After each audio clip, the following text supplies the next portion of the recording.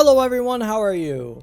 Welcome to yet another free-to-play arcade. Today we're going to be playing Toxikk. It's an arena shooter that says frag like it's 1999, meaning that it's that fast-paced run-and-gun type gameplay that everybody's really used to with like Unreal Tournament and all those other types of games that are like that.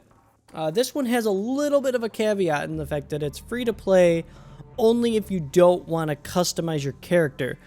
So there's no microtransactions per se. Go away, NVIDIA. There's no microtransactions per se, but there is a $15.99 purchase price if you want to be able to customize your character, vote on maps, and a couple other things like host your own server and use the server browser. But ultimately, it's free to play for as long as you want, and it doesn't lock you out of anything. Except like voting for, your favorite map. So what I'm going to do is I'm going to go over the options here real quick. We're going to start with the controls, which are all fully rebindable. Pretty straightforward. You've got your chat and you've got your different weapons that are all bound to keys.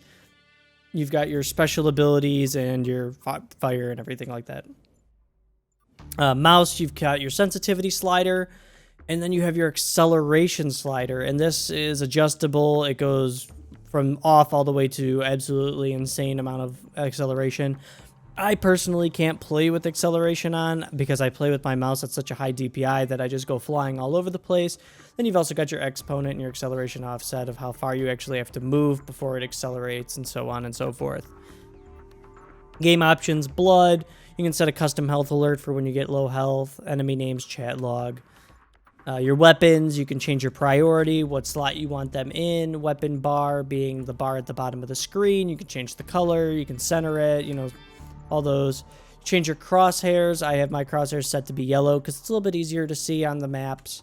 You can change your size and everything. Hit marker, same thing. You can change the sound, you can change the impact effect that you get, whether it flashes or, what it looks like. As far as that goes, change your color, your size, and how long it appears on the screen. And then you can invert your zoom if you need to. Video options, standard Unreal Engine.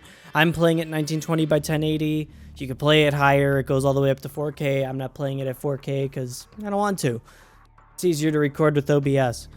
Anisotropic filtering, shadow detail, world detail, screen space ambient occlusion, so it doesn't have any NVIDIA specific or AMD specific ambient occlusion. It has the chromatic aberration, which I don't know why you'd ever want that on. Terrible, terrible effect. Light shafts, texture streaming, so you can change it, stream the textures, don't stream them, no streaming. Only best to turn it to no streaming if you have a very fast computer and an SSD. That way you won't get that pop in, but you also won't get micro stutter.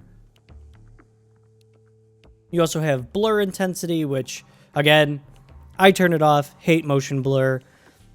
Anti-aliasing is only MLAA and FXAA. So if you want another type of anti-aliasing, you can try and force it through your driver control panel. But FXAA 3 is the highest level. It doesn't really look bad. It doesn't really blur all that much. Field of view, slider goes all the way up to 120. I'm playing at 100, and then VSync and max FPS. So adjust the gamma, but that's your call. Audio options, you have separate audio sliders. I assume it automatically detects the speaker setup that you have, 5.1, 7.1 headphones, and just applies that. So this is where it comes down to the customization that you have to pay for. You can change your helmet, different settings like that, armor, different sizes, colors, camouflage, which gives you different looks to your armor, and then your tag and your clan tag. So like freebie, if we changed it to retro, you could see it's on the left pectoral there. I don't think it saves it though. And then you could change your country to whatever. Let's see, I can't apply the customization because I didn't pay for the game. The game is currently $14.99 on Steam. It might be on sale at the time of the video coming out. I'm not sure. I hadn't checked. I just know that the base price is $19.99.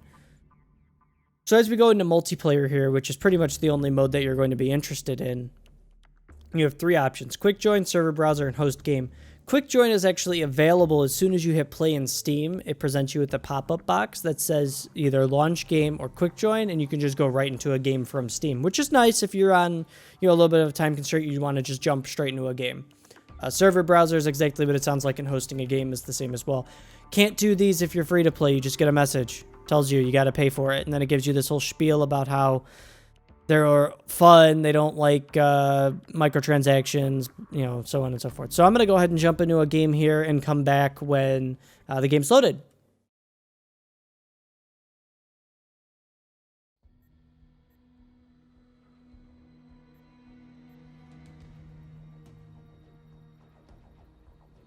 All right, so here we are in a match. We are playing Artifact, which is kind of like capture the flag. You have to go grab a power cell and bring it back to yours. So as soon as this goes in here we are. Okay, so you spawn with a pistol and this melee weapon, which is a ripper.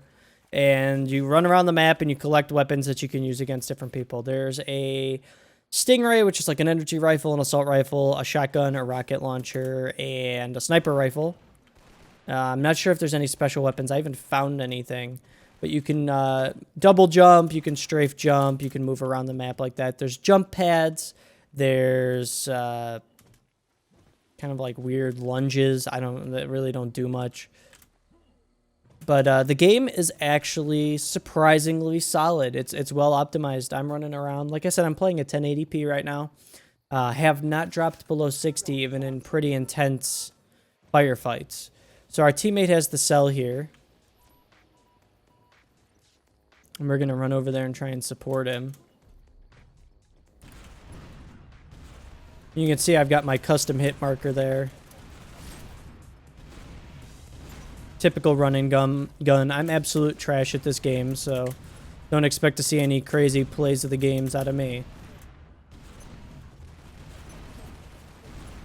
One thing I have noticed is that there is a little bit of lag that's associated with the game, especially when players are playing above 100 lag, or 100 ping, I should say. And it does make it a little bit more difficult because people do tend to pop around and kind of, I don't want to say teleport, but maybe like pop up in front of you, and it kind of takes you out, and it's not really an unfair advantage, but it does make it harder to shoot them. Especially when you're using the rocket launcher, which is a rather slow-moving projectile. So what we have is basically two teams, 4v4. And the point is to get the energy cell that they have back to yours. I'm actually doing surprisingly well. But the game is locked at a 62 FPS and hasn't moved from there. One thing I will say about the game is I have not seen a lot of people who are paying for the game. You can only vote for maps after you pay for the game. Oh, this is a new gun. I've never seen this before. You can only pay for vote for the maps if you pay for the game. And in my opinion, I don't think $14.99 is really worth. I don't know what I just did. I don't think that $14.99 is really worth the cost of entrance to vote for maps. And ultimately what it comes down to is whether or not you really enjoy the genre as a whole.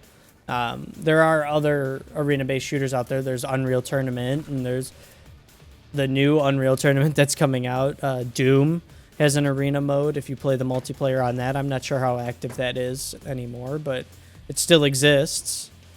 You could go play Team Fortress 2, Overwatch. Overwatch is a full-price title, of course. Team Fortress 2 being free to play, and the fact that you just have to buy hats or weapon crates to get new weapons.